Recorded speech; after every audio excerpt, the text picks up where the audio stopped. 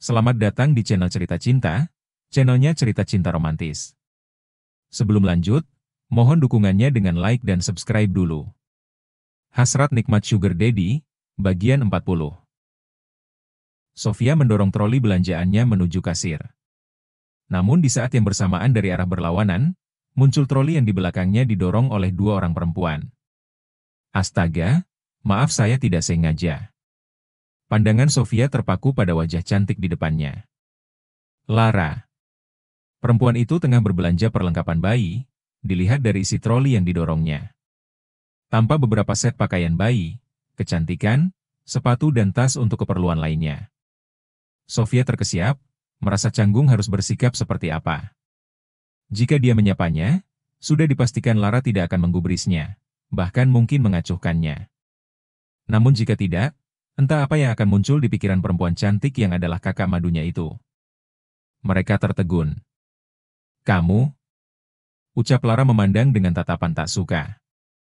Itu jelas dari ekspresi wajahnya yang mengeras dengan tatapan mata yang tajam, seperti seekor singa yang hendak merobek wajah mangsanya.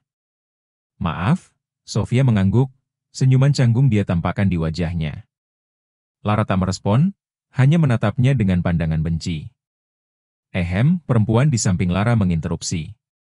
Vita sudah tahu, siapa yang tengah diintimidasi oleh istri dari kakak sepupunya itu. Vita, ini istri muda kakak sepupumu, ujar Lara tanpa tedeng aling-aling. Sofia menahan napasnya, berusaha tetap tenang. Oh. Vita hanya mengangkat kedua alisnya ke atas, tanpa mengucapkan sepatah kata pun. Pantas saja Satria tak bisa mengalihkan perhatian dari perempuan ini. Dia jelas masih muda, selain memang hadir dari masa lalunya yang tak terwujud itu. Ah, pria itu memang begitu melankolis untuk ukuran pria dewasa, gumamnya dalam hati. Sofia mengangguk ke arah Vita. Maaf, Bu Lara, saya harus pergi, ucap Sofia berpamitan. Memang kamu seharusnya pergi. Kamu tidak layak berada di tempat ini, jawab Lara menyeringai. UPS, maaf, keceplosan. Ujar Lara, seraya menutup mulutnya yang menyeringai jahat. Sofia mengulum bibirnya kuat-kuat, dan segera berlalu dari sana. Tidak mau berlama-lama berada satu ruangan dengan perempuan itu. Dia tahu, hal itu tidak akan baik bagi dirinya maupun Lara. Sofia segera menuju kasir yang kebetulan sedang kosong, jadi dirinya tak harus mengantri lama-lama. Dan itu bagus agar dia tak kembali bertemu dengan perempuan itu. Pak Amir dengan cekatan, memasukkan barang belanjaan Sofia ke dalam bagian belakang mobil. Sementara Sofia menunggu di samping mobil, sambil membuka aplikasi pada ponselnya, menerima panggilan dari suaminya. Ya sayang? Sapanya. Sudah selesai? Tanya dari seberang. Sudah. Ini Pak Amir sedang membereskan barang-barang ke dalam mobil. Oke, jangan keluyuran. Langsung pulang, ucap Satria, seperti pesan seorang ayah kepada anak gadisnya. Aku mau jalan-jalan dulu sebentar, ya? Tadi kan aku sudah bilang, jawab Sofia membujuk. Kapan? Tanya Satria sepertinya lupa. Tadi pagi sebelum kamu berangkat ke kantor, aku sudah bilang mau jalan-jalan dulu. Ujar Sofia mengingatkan. Tidak boleh, langsung pulang saja. Nanti kalau mau jalan-jalan aku yang antar, jawab Satria tegas. Sayang, kamu tadi sudah mengizinkan, protes Sofia mulai merengek. Tidak boleh, langsung pulang saja. Ah, kamu suka ingkar janji. Padahal tadi aku sudah membeli hadiah yang bagus buat kamu, karena mengizinkan aku keluar hari ini. Hadiah apa? Tanya Satria menahan senyum, hatinya terasa berbunga-bunga. Padahal dia belum tahu hadiah apa yang dibicarakan istri mudanya tersebut. Nggak jadi. Aku mau kembalikan hadiahnya ke toko, ketu Sofia mulai merajuk. Kenapa dikembalikan? Kaget Satria. Kan aku jalan-jalannya juga tidak jadi. Untuk apa aku memberimu hadiah? Menyebalkan. Sofia terdengar gusar. Sudah dulu, aku mau balik lagi ke toko pakaian dalam itu lagi, mau balikin barangnya. Lanjut Sofia, hampir mengakhiri panggilan. Tunggu. Satria berteriak. Apalagi? Aku mau pulang nih, terdengar suaranya mulai ngambek. Ya sudah, jalan-jalanlah sana, tapi jangan lama-lama. Satria akhirnya kalah. Beneran nih? Tanya Sofia menanggapi. Iya. Baiklah, kembali hampir mengakhiri percakapan, sebelum akhirnya terdengar Satria memanggil lagi. Sayang. Iya, apalagi? Sofia kembali menempelkan benda pipi itu di telinganya. Hadiahnya tidak jadi kamu kembalikan? Tanya Satria, tiba-tiba antusias. Sofia menyeringai, dia berhasil mengelabui suaminya. Tidak, itu kan buat kamu. Oke baiklah. Satria terdengar kegirangan. Ya sudah, aku tutup teleponnya ya, kamu mau bekerja lagi, kan? Iya, hati-hati. Jangan terlalu lama, cepatlah pulang. Iya papi cerewet. Lalu benar-benar mengakhiri percakapan. Sofia tergelak dengan kelakuannya sendiri. Dasar, pikiranmu memang dipenuhi kemesuman, Tuan. Dia cekikikan. Sudah beres Bu, mari. Pak Amir yang sudah menyelesaikan pekerjaannya. Iya, Pak. Jawab Sofia masuk ke dalam mobil hitam itu, lalu mereka pun segera meninggalkan area pusat perbelanjaan. Pak Amir, nanti di taman depan kita berhenti dulu sebentar ya?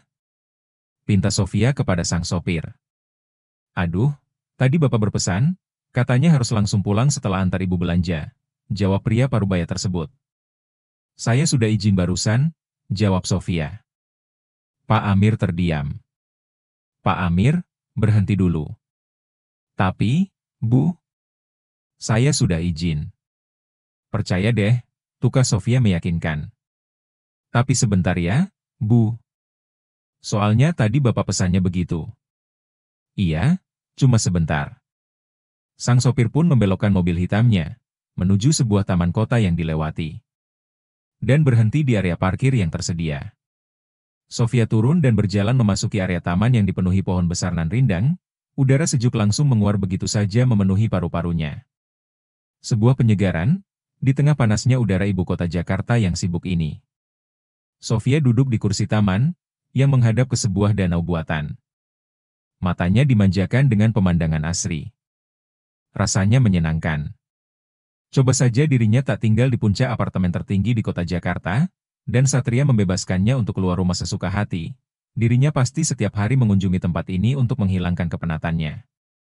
Namun sayangnya, suaminya itu terlalu posesif. Malah ingin menyembunyikan keberadaannya dari jangkauan luar. Tiba-tiba dia rindu masa-masa kebebasannya, ketika dia belum bertemu dengan Satria. Ketika dia masih bekerja dan sering berkumpul dengan teman-teman. Bertemu dengan Cece, dan banyak orang, lalu pergi kemanapun dirinya suka. Tanpa takut ada yang bertanya ada di mana, sedang apa atau sedang dengan siapa. Dia bisa bersenang-senang tanpa takut ada yang akan marah, karena dia pulang terlambat. Apakah ini namanya penyesalan? Gumam Sofia menggelengkan kepalanya. Tidak. Dia tidak menyesal, ini pilihannya. Menikah dengan Satria adalah pilihannya, dan dia menerima itu dengan sukacita. Hidup bersama dengan Kak Nikonya, cinta pertamanya yang selalu menghiasi mimpi-mimpinya selama belasan tahun. Ini adalah hal yang diinginkannya. Segala sesuatunya memiliki resiko, bukan? Dan resiko hidup dengan Kak Nikonya adalah kebebasan yang terenggut, namun ditukar dengan cinta yang begitu besar dari pria itu. Sofia menyadari, mungkin memang ini jalan hidupnya, dan dia akan menerimanya semua ini dengan ikhlas. Sofia bangkit, dan baru saja akan pergi setelah merasakan otaknya sedikit lebih jernih. Ketika tatapannya menangkap satu sosok yang tengah berdiri di depan jalan, yang akan dia lalui untuk keluar dari area taman itu. Arfan? Gumam Sofia kaget. Pria itu membeku. Kamu sedang apa di sini? Tanya Arfan. Aku hanya mampir sebentar, jawab Sofia. Ada masalah apa? Tanya pria itu tiba-tiba terlihat khawatir, lalu melangkah mendekati Sofia. Ujar Sofia mengerutkan dahi. Tinggi Arfan yang hampir setara suaminya, membuat dirinya mendongak. Apa ada sesuatu? Tanya Arfan. Sofia menggeleng, tidak ada, aku hanya mampir setelah belanja tadi. Arfan terdiam, menatap manik bulat berwarna sedikit kecoklatan di depan matanya. Entah kenapa dia ingin sekali berlama-lama menatap wajah itu. Kamu baik-baik saja? Tanya Arfan lagi. Sofia mengangguk. Iya, aku baik-baik saja, jawabnya. Arfan seperti berpikir. Kemarin, waktu aku ke apartemen mengantarkan pekerjaan Pak Satria, kamu tidak terlihat. Oh, itu aku. Kamu tidak apa-apa? Kamu sakit? Sofia menggeleng. Apa sesuatu terjadi padamu? Sofia menggeleng lagi. Apa Pak Satria melakukan sesuatu kepadamu, mengingat terakhir kali dia melihat kita tertawa? Apa dia marah? Aku khawatir, pertanyaan Arfan beruntun. Aku tidak bisa berhenti memikirkan kamu. Arfan meracau membuat Sofia tak bisa menyela segala ucapannya. Lalu pria itu terdiam setelah sadar, telah berkata hal konyol kepada istri muda atasannya tersebut. Maaf. Aku hanya khawatir. Ucapnya yang kini lebih tenang. Aku baik-baik saja, dia hanya... Sofia menggantung kata-katanya. Apa? Apa yang dia lakukan? Tanya Arfan penasaran. Sofia mengerjap, hampir saja dia membuka aibnya sendiri. Via, apa yang dia lakukan kepadamu? Aku tahu atasanku seperti apa. Tidak ada, Sofia terkekeh, tanpa sadar dia menyentuh lengan Arfan. Dia tidak pernah memperlakukan aku dengan buruk. Kamu tidak bohong? Tanya Arfan makin penasaran. Sofia menggeleng, untuk apa aku bohong? Suamiku memang tidak pernah berlaku kasar, kalau itu yang kamu khawatirkan. Syukurlah kalau kamu baik-baik saja. Sofia tersenyum. Oh iya, apa yang sedang kamu lakukan di sini? Ucap Sofia bertanya. Aku hanya sedang istirahat, dan setiap siang aku ke sini untuk menyegarkan mata. Aku lihat ada kamu. Oh, tiba-tiba Sofia menyadari sesuatu. Astaga. Dia memekik. Dia lupa kalau sudah berjanji, tidak akan berbicara dengan asisten suaminya itu. Dan ini bukan hanya sekedar berbicara, tapi berdekatan, malah dia sempat menyentuh lengan pria tersebut. Mati aku. Bagaimana bisa aku lupa? Bodoh kamu Via. Jika tahu Kaniko tidak akan mengampunimu kali ini, batinnya panik. Ya sudah, aku pulang dulu ya. Aku sudah terlalu lama di luar, tahu kan bos kamu itu seperti apa. Aku pamit ya, ucap Sofia melambai, lalu dengan tergesa meninggalkan Arfan yang masih berdiri mematung di tempatnya. Sofia merasakan gugup setengah mati, ketika menanti waktu kepulangan Satria sore itu. Seolah dia telah melakukan kesalahan fatal saja. Ingat kata-kata suaminya tentang dia, yang tidak suka apapun yang berhubungan dengan pria lain selain dirinya, atau Satria akan menghukumnya. Cih! Hukuman macam apa itu? Selalu menjurus ke urusan ranjang dan hal nikmat lainnya.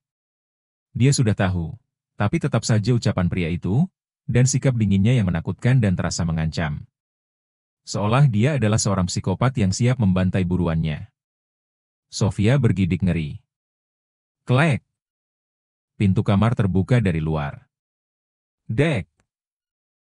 Sofia merasakan jantungnya bagai terlepas dari tempatnya. Sedetik kemudian pintu terbuka, dan sosok Satria muncul lalu masuk. Melirik ke arah Sofia yang duduk bersandar di kepala ranjang. Sayang, kamu sudah pulang? Tanya Satria berbasa-basi sedikit. Satria hanya menggumam, wajahnya dingin tanpa ekspresi. Mati aku. Apa dia tahu? Batin Sofia moyodok. Pria itu melangkah ke arah tempat tidur di mana istrinya tengah duduk bersandar. Sofia bangkit, membenahi posisinya menjadi tegak hendak menyambut kedatangan sang suami. Lalu dia berubah posisi lagi menjadi duduk, dengan kedua lutut yang menopang bobot tubuh semampainya. Satria mendekat. Kini dia telah berdiri di tepi ranjang berhadapan dengan Sofia. Pria itu menatap intens wajah istrinya yang sore ini lain dari biasanya. Kamu berdandan? Tanya Satria menyeringai, melihat tampilan istrinya yang lebih rapi dan tentu saja wangi. Aku baru saja mandi, jawab Sofia mencoba tenang. Satria meraih dagunya hingga Sofia mendongak. Ibu jarinya mengusap lembut bibir tipis, tanpa basah berkilat diterpa cahaya lampu di langit-langit kamar. Tidak biasanya kamu berdandan sore-sore begini? Gumam Satria berujar, lalu menundukkan wajahnya untuk mengecup bibir Sofia. Ada apa? Satria bertanya, kembali menyentuh bibir Sofia. Tidak ada. Aku hanya baru saja mandi, dan kebetulan kamu pulang, dan aku sedang ingin berdandan saja. Jawab Sofia terbata. Satria tersenyum. Kamu berdandan untuk menyambutku? Tanya Satria, lalu mengelus pipi mulus Sofia dengan punggung tangannya. Sofia mengangguk saja. Ya, lebih baik mengangguk saja. Iya kan semua yang Kaniko katakan. Agar dia merasa senang, dan tidak banyak bertanya tentang kegiatan tadi siang. Satria tersenyum lagi, lalu mengecup puncak kepala perempuan itu. Aku mau mandi, ucap Satria seraya melepaskan kancing jasnya. Tiba-tiba saja Sofia meraih kancing, dan membukakannya dengan jari-jarinya yang lentik, membantu Satria melepaskan jasnya. Ada apa? Gumam Satria bertanya. Sofia melirik, Tidak ada. Kamu tidak seperti biasanya? Tanyanya lagi. Bersambung.